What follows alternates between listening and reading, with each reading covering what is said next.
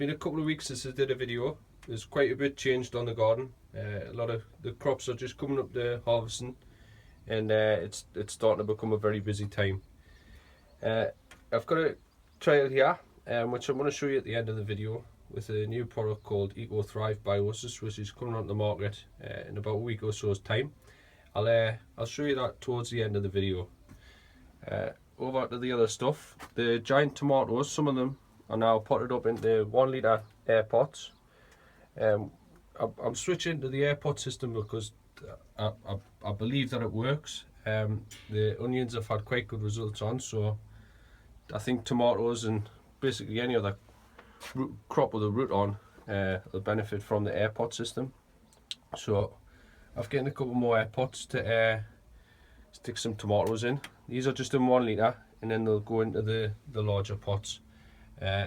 So we'll track the progress of them over the next few weeks. These are the Gigantamo in the Peter Glazebrook strain of giant tomatoes. So I've got a couple more down the bottom here. These are in, I think, the 20 litre pots. Just little plants. The reason they're little plants is because I'm only growing 1 fruit on each plant. So a couple of people have got them big huge plants like this time of year, and they've got a mega bloom sitting on the plant. Well, I don't see what the use is in having a mega bloom at the end of June, mid-end of June, when there's no shows till the end of September. So the idea behind it, Peter Glazebrook starts us off in June, so I've done the same. So hopefully follow suit. I think he's got the UK record for the largest tomato, which was started off in June. So I'm going to follow suit with that. Over to the other veg, I've got giant cucumbers and common cucumbers, which is a quality cucumber there. The giant ones, they'll be ready to go into air pots as well. In about a week or so's time, they'll be going in the polytunnel. I've got some bedding plants here. What they're for is I've got some hanging baskets to fill up. They're in flower. I'm quite late this year. I'm probably about 3 weeks later than last year. I'll just nip the flowers off them and they'll just come again, hopefully. Pepper plants, I'm doing okay. Seem okay.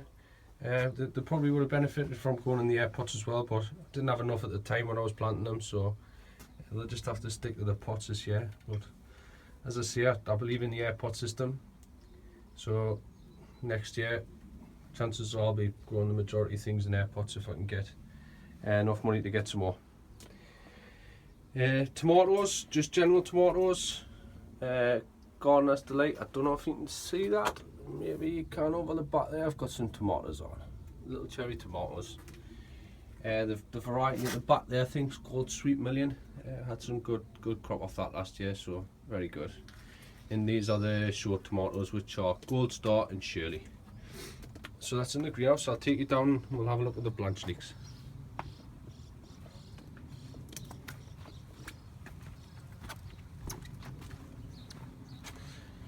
I've dropped the collars off them now. They need a little bit more of a straighten up, and then I'll be sticking the 18-inch collar on just to stretch them up further. I still haven't had a chance to get the support system up. I think the one over there is just starting to turn over on itself, but hopefully I'll catch them in time. It's a job for the day. Get the collars on, 18-inch collars, and hopefully get the supports up. So we'll see. It's been ridiculously hot over the last week or so. Temperatures reaching in the region of 25 degrees, and it's set to be hotter. We have had some good rain spells in between though, so let's give the garden a good boost. The dahlias are starting to look really good. Really happy with these at the minute. Nice steady growth on them. I've been feeding them quite a bit, so they're doing okay. I'll take you into the onions. David Metcalf onions. I just don't know what to do with these. I'll try and get my hand down there and I'll show you what they're like. They're starting to pick up. They've got a lovely shape to them. But I just don't know what to do with them. Leave them for the time being. Got a couple of two onions there, one there and one there splitting. You only get a couple, so that's why I'm growing so many of them. So two disasters so far. These ones, there's the one in the trench, doing really well. Happy with them so far. Somebody, I think it was John Peace, suggested that it was 20 inches by the 1st of July. You're aiming for about a 14 pound mark. Now they're not far off that now. So fingers crossed I can get to that point and then hopefully aim to get in the region of 15 pound. So this one here in the airport, it's just going berserk. I'll try and turn it so you can get a full view of it. It's really big. Yeah, so we'll see what happens. There's a couple more there. I've got plenty of them in, so doing okay so far. I'll take you into the leeks and I'll show you the leeks. Really happy with them. Sitting at about 14 inches around. Nice and clean. Keep them clean, it's the main thing. I've had no suckers or anything where you get another stray leaf grown out, so fingers crossed they just continue to grow and I don't get any damage or anything like that on them. So the Betty Blacks there, nice and clean. As I say, keep them clean, it's half the battle. With the polytunnel in the greenhouse, it's difficult to keep the temperature down on hot days like this. So wet the floor. I know a couple of people have mentioned in their YouTube videos, but keep the floor wet. It keeps the temperature down a tad, and it raises the humidity up, which helps the plants out. So keep the floors wet. Take you out the general veg. Elephant garlic. It's just starting to lift there. So I think they'll be ready in about a week or so's time. I'll lift a couple of them. Should get some decent sized clothes on them this year, so we'll see. Parsnips.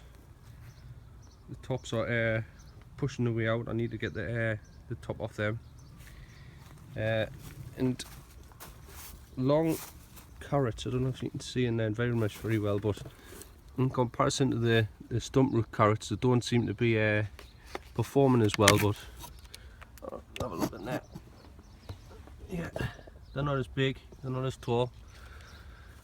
But I don't know if any of you long carrot growers are watching my videos.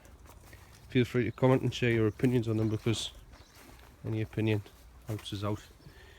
So the stump root carrots, I'm really happy with the stump root carrots again this year. They just seem to be growing evenly and very strong. So we'll see what we'll get out of them. I've got about 180 in, so plenty there. And a few more dahlias up the top end there. General veg, sweet corn, courgettes, leeks, all the brassicas there, and onions. The tough ball onions are ready.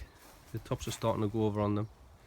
They're a show variety, but I'm not fussed if I get them in any shows. Just if they come, they come. I'm not really fussed. Red onion, there's still a few which haven't went to seed, which I'm quite surprised at, because the whole lot normally go to seed if one of them starts to go. But I've getting a couple there without any seed heads on, so hopefully I'll get some red onions out. And the tops on the potatoes this year are absolutely ridiculously big. I've never seen anything like it again. So bigger tops hopefully means bigger bottoms, but you never know. So that's it.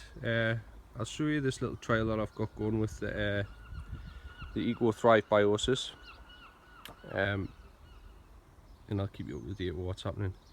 A couple of people have suggested that I've got a team of gardeners. Well, I wish, just little old me, 20 minutes a day, just keep on top of it, keep the weeding, keep on weeding, and just keep at it. little and often. So that's it. Thanks for watching. I've been asked to do a trial by a company called ecothrive on a new product that's coming out in the first week of July. And what it is, it's ecothrive biosys. It's an instant compost tea, and it's just an all-round good product. It's good for stress recovery when you're potting on plants, and also plants at various stages of growth. It can also be used in hydroponics for flushing through feeds and stuff like that. It's just an all-round good product, and I've been given a chance to give it a go. So I've got a tray set up here. What I've got is 2 trays of iceberg lettuce.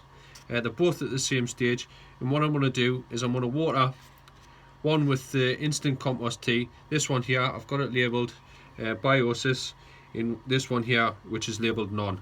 It's going to be a fair trial just to see the difference in comparison between the two, and see what the results are at the end of it. So with the biosys, you mix it 1 gram per litre, and it needs to be put into dechlorinated water. So if you're taking water out of a tap, you need to be leaving it to stand for an hour, or if you put it in tepid water, it can be put directly into that. So that's the biosys now well mixed up. As I say, the bubbler isn't essential, it's an instant compost tea, so you can literally just add 1 gram to a litre, or 5 grams to 5 litres, or whatever size mix you want to do. Maybe it's in a large barrel or whatever, but it's an instant compost tea, and the purpose of this the air stone in here is just to aid the mix up of it. So what I'll do now is I'll pour it into my watering can and give the lettuce that I've got mocked up a good water with the biosys.